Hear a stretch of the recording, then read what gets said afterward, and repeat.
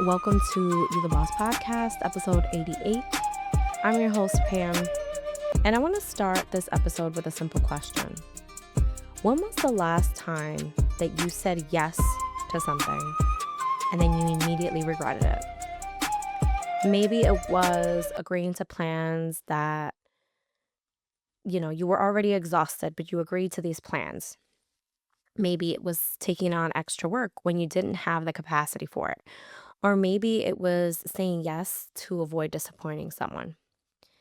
And if you're being honest, you knew in the moment that you didn't want to do it. You knew that it was a no, that you wanted to say no, but you didn't. Today, we're going to talk about the power of saying no and how choosing alignment over people pleasing can completely change your life. I want to insert the disclaimer here that in the process of getting away from people pleasing, I'm not talking about the times in life where there are major things happening with the people that you love and you need to make a choice of being there for someone over your logistics, or you have to inconvenience yourself a little bit to be there for someone. I'm not talking about those times. I know a lot of new age therapy, or not therapy itself, but the interpretation of this kind of people pleasing and acknowledging, it turns into kind of not holding yourself accountable in your relationships and at work and things like that. And that's not what we're talking about. So just want to add that disclaimer in there out the gate. But we're going to start with the hidden cost of always saying yes. Let's get real for a second. Saying yes all the time, it doesn't make you kind. It doesn't make you more successful, and it doesn't make your life better. It definitely doesn't do that. What it does do is that it slowly drains you, because every time you say yes to something that doesn't align with you, that you really don't want to do, that you're just doing because you don't want to cause disappointment, you're saying no to something for yourself. You're keeping the outer peace and causing inner unrest. It's saying no to your time, your energy, to your peace. And over time, that turns into burnout. We did an episode, I believe, on burnout, or just talking about burnout and acknowledging it. And a lot of burnout and that resentment, it's because you're giving away your power. You're not letting your life be your own. And the shift here is saying no, and realizing that saying no is not rejection, it's self-respect. The reason that no feels so hard is, for most of us, it comes down to a few things. We want to be liked. Normal. We're afraid of conflict. We're afraid of disappointing. We have tied our self-worth to always being helpful, always being there for people, always showing up, always priding ourselves in being the person that's always there. And a lot of us were raised to believe that saying yes makes us a good person. We might have watched our parents always be there for others, always show up for others, and kind of continuously pour out of themselves. And we didn't realize, or they didn't realize, that they were constantly abandoning themselves and teaching us to constantly abandon ourselves to keep others comfortable. And that's not kindness, that's self-neglect. And the truth behind that is that people pleasing is never about the other person. It's about avoiding discomfort with yourself. It's about you not feeling uncomfortable because someone else is disappointed. It's kind of like almost managing other people's expectations or their feelings by being a yes man or a yes woman. We're going to talk a little bit about what alignment actually looks like when it comes to your life. I know that alignment and being aligned and being in tune is kind of like really a buzzword. These are buzzwords. These are like trendy things that are going on right now. But what that alignment means is that you're just being honest. You're being in your most real self. So what it means to choose alignment instead is just your decisions reflect your values, your priorities, and your capacity. You're okay with, instead of asking, oh, are they going to be upset if I say no? You ask, Do I really want to do this? Is this up to my capacity? Looking at the bigger picture instead of just looking at a few of the pixels. The question alone is going to change everything. If I'm in alignment, if I say yes, because aligned decisions feel different. They feel clear. They're easy to make. Even if they're uncomfortable in the moment, that they're surrounded by peace. That it's just a simpler way to be.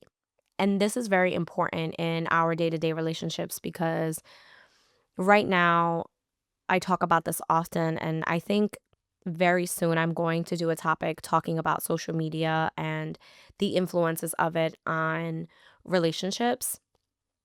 And we are not acknowledging enough how what we see online has impacted our relationships. How having that constant online attachment or that accessibility has made it as if you can always have access to someone and they're always going to say yes. Today, we're going to talk about a couple of tools on how to practice saying no, on allowing you to feel empowered in saying no. We want to make these real, we want to make these usable. We want them to be steps that you can start using as soon as you listen to this episode. Number one is the pause method. You do not have to respond right away. When you get a text, I know I am an offender of this. So if you're listening to this and you know me in real life, you may send me a text that maybe took you 20 minutes to draft. I'm exaggerating. It probably was a few minutes. And I answer you right away. I'm like, oh my gosh, hey, brrr, and I'm quick to respond. You don't need to respond right away. You also don't need to pick up every phone call, but that is a separate notion. We're just kind of doing the auto response, whether you're in person, whether it's via text, you're at work, unless it's something pressing. This I've noticed that a lot of companies have started to kind of like review your metrics at work or set up metrics with how fast you answer or how long you were active or how many clicks you have. The reality is that you do not need to answer right away. Instead of saying yes right away, the pause method allows you to say, hey, let me check my schedule and get back to you. I've even started to be like, let me double check my calendar. I think it's a go, but I just want to be sure. That takes away the power of having to say yes right away. That pause creates a space for an intentional decision instead of a reactive one.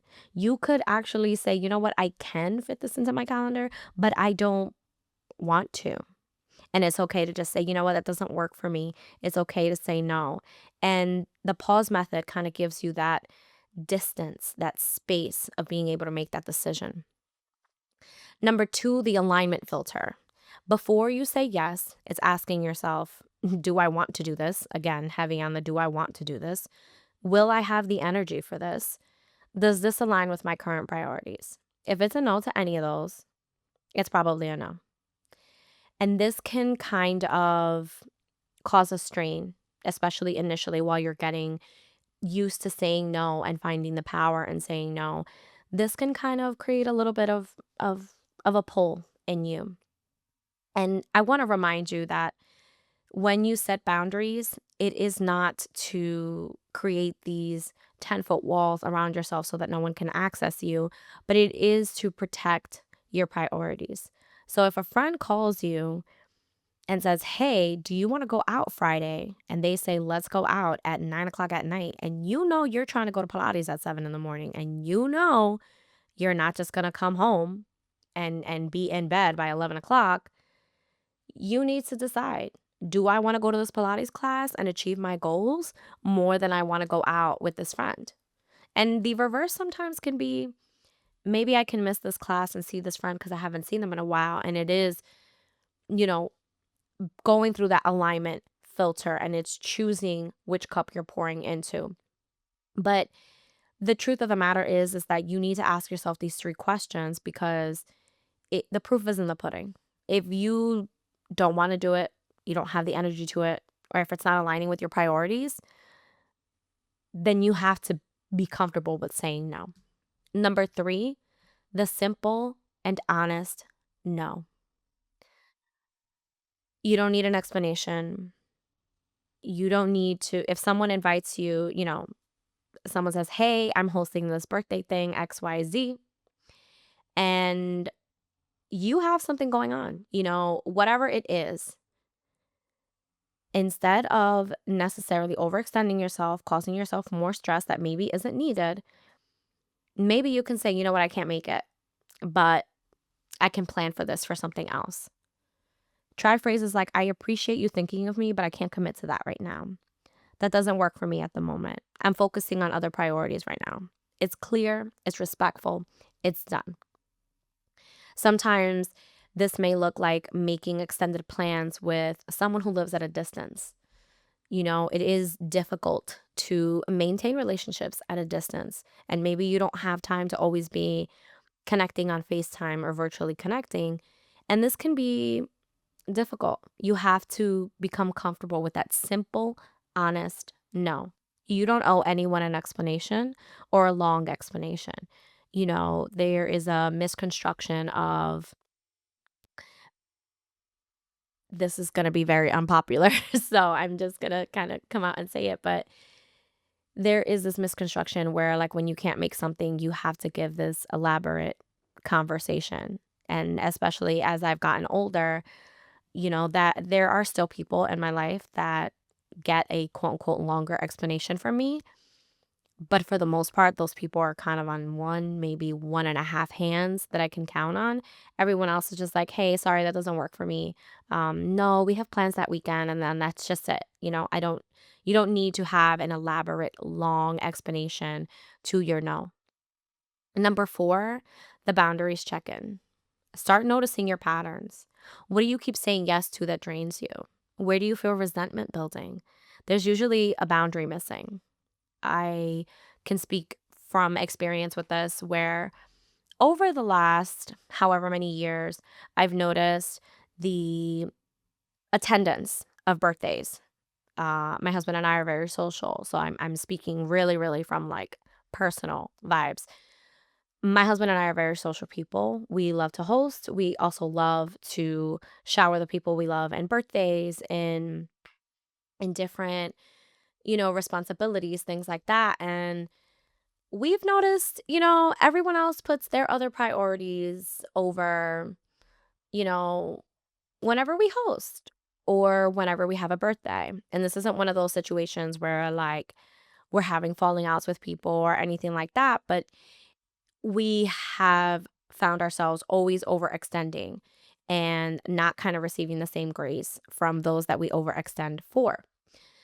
Um And so we've just made a decision that we're going to make some boundaries around that. Not to say we're going to say no to every single thing and we're not going to show up for others. And like, no, that's not what this is. We are still givers. We will always be givers. And if you're a natural giver, you know that you will be too. So you hang on to that power, but also understand that it's okay to have the boundary of saying, you know what?